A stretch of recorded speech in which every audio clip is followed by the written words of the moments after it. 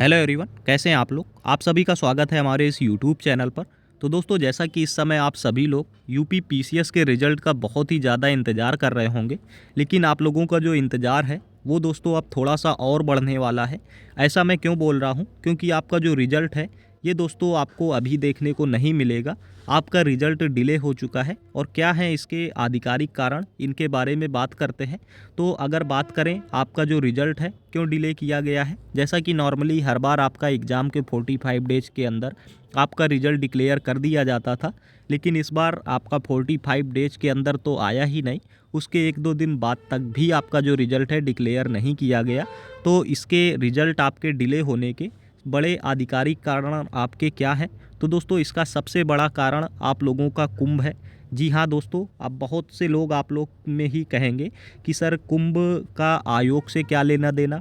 कुंभ मेला अपनी जगह है, आयोग अपनी जगह अपना काम करना चाहिए।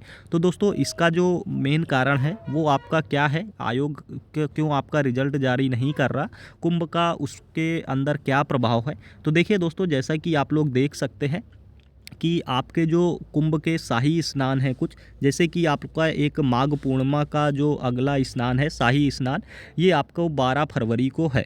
और इसकी वजह से दोस्तों इस समय प्रयागराज में आपका इतना ज़्यादा दोस्तों वहाँ पर लोग पहुँच रहे, इतनी ज़्यादा वहाँ पर भीड़ है कि प्रशासन के लिए बहुत ही चुनौती भरा कार्य है उस भीड़ को संभालना और वहाँ पर सारी व्यवस्थाएं करना। तो ऐसे में आपका पीसीएस का जो रिज़ल्ट है दोस्तों, आयोग बिल्कुल भी आपका जारी नहीं करेगा। आयोग या सरकार भी नहीं जारी करने देना चाहेगी, क्योंकि दोस्तों आप लोग जैसा कि देखते हैं कि इस समय आप लोगों का क्या माहौल चल रहा है। कोई भी आपका यूपी हो या बिहार हो, कहीं पे भी हो, कोई भी रिज़ल्ट आपका आता है तो उसके बाद दोस्तों एक आयोग के लिए या उस एजेंसी के लिए रिज़ल्ट जारी करने के बाद एक रिस्क भरा कार्य रहता है। क्योंकि दोस्तों आप लोगों का रिज़ल्ट आने के बाद ज़रूरी नहीं होता कि बच्चे उस रिज़ल्ट से संतुष्ट ही हों। बहुत बार ऐसी स्थिति हो जाती है कि जो छात्र हैं वो रिज़ल्ट से संतुष्ट नहीं होते हैं।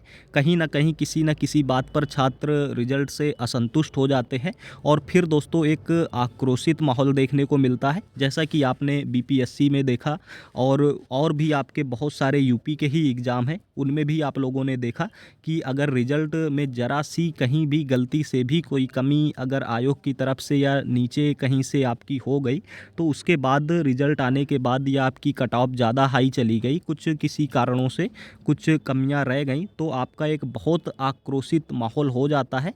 और उस आक्रोशित माहौल को दोस्तों संभालना बहुत ही मुश्किल कार्य होता है। तो इस वजह से सरकार इस समय कुंभ में की वजह से, आपका शाही स्नान की वजह से, वैसे भी प्रयागराज में बहुत ही ज़्यादा चुनौतीपूर्ण माहौल बना हुआ है। तो ऐसे में सरकार व आयोग एक और आपका रिस्क नहीं लेना चाहेगा। हालांकि ये कोई ज़रूरी नहीं कि आपका जो रिज़ल्ट है उसमें कोई ना कोई कमी या कोई ना कोई ऐसी दिक्कत हो ही कि आपका छात्र आक्रोशित हो, ऐसा कोई कंपलसरी नहीं है। लेकिन फिर भी दोस्तों आप लोगों का एक सरकार व आयोग इस समय दोस्तों खासकर ऐसी प्रयागराज में जो इस समय आपके शाही स्नान वाली जो इस समय भीड़ भाड़ के उसमें आपका सरकार व आयोग कोई भी रिस्क नहीं लेना चाहेगी। तो इस वजह से दोस्तों आपका जो शाही स्नान है इसके डेट तक आपका रिजल्ट आने की बिल्कुल भी उम्मीद नहीं है। और ये जो आपका शाही स्नान है ये आप लोग देख सकते हैं कि आप लोगों का 12 फरवरी को आपका जो एक माघ पूर्णिमा का शाही स्नान है, जिसकी वजह से बहुत ही ज़्यादा प्रयागराज में भीड़ भाड़ रहने वाली है। तो इस टाइम तक आप लोगों का 12 फरवरी तक तो आपका रिज़ल्ट आएगा ही नहीं। और आपका 12 फरवरी की वजह से, आपका इस शाही स्नान की वजह से, इसके 1-2 दिन बाद तक भी आप लोगों का काफ़ी भीड़ भाड़ वाला माहौल प्रयागराज में आप लोगों का रहने वाला है, जिसकी वजह से आपका रिज़ल्ट जो है अभी दोस्तों आने की उम्मीद बिल्कुल भी नहीं है। और उसके बाद अगर बात करें तो 12-13 फरवरी के बाद फिर आपका माहौल वहाँ पर थोड़ा सा शांत होना शुरू हो जाएगा, क्योंकि उसके बाद फिर जो आपका अगला शाही स्नान है ये आपका सीधे दोस्तों 26 फरवरी को है।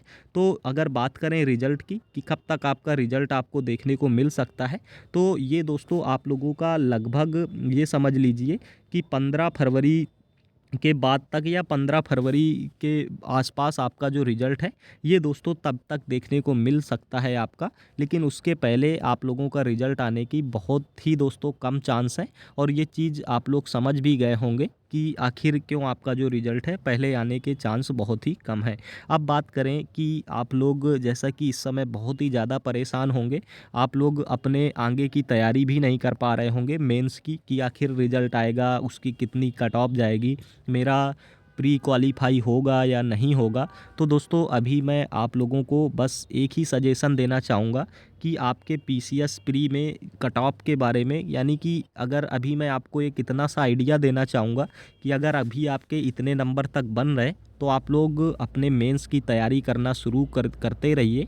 अपना समय दोस्तों बर्बाद मत कीजिए, क्योंकि आपका प्री का रिज़ल्ट भले आपका लेट हो जाएगा, लेकिन जो मेंस है वो आपका लगभग टाइम से ही होगा। तो अगर आप की कट ऑफ की बात करें प्री की, तो आप अगर दोस्तों जनरल या ओबीसी कैटेगरी के हैं, जी हाँ दोस्तों, जनरल व ओबीसी कैटेगरी के हैं, और आप 100 नंबर के आसपास दोस्तों आपका स्कोर पहुंच रहा, या आप 100 प्लस आप लोग स्कोर कर पा रहे, तो आप लोग अपने मेंस की तैयारी दोस्तों बहुत ही अच्छे से करते रहिए, क्योंकि आप लोगों का जो कट ऑफ है वो दोस्तों क्वालीफाई हो सकता है। तो अगर इतना स्कोर जनरल ओबीसी वालों का है तो आप लोग अपने मेंस की तैयारी में दोस्तों पूरा फोकस करके रखिए। बाकी अगर बात करें एससी व एसटी कैटेगरी के कैंडिडेट के लिए, तो एससी व एसटी कैटेगरी के जो भी कैंडिडेट हैं, अगर आप लोग 90 प्लस नंबर दोस्तों आपके बन रहे हैं, तो आप लोग भी अपने मेंस की तैयारी दोस्तों बहुत ही अच्छे से करते रहिए। बाकी इससे रिलेटेड, आपके रिजल्ट से रिलेटेड कोई भी नई अपडेट जैसे ही आएगी तो हमारे चैनल में सबसे पहले उसकी जानकारी आपको प्रोवाइड करा दी जाएगी। उसके लिए दोस्तों आप लोग इस चैनल को सब्सक्राइब कर सकते हैं, और मिलते हैं अगले वीडियो में किसी नई जानकारी के साथ। तब तक के लिए जय हिंद।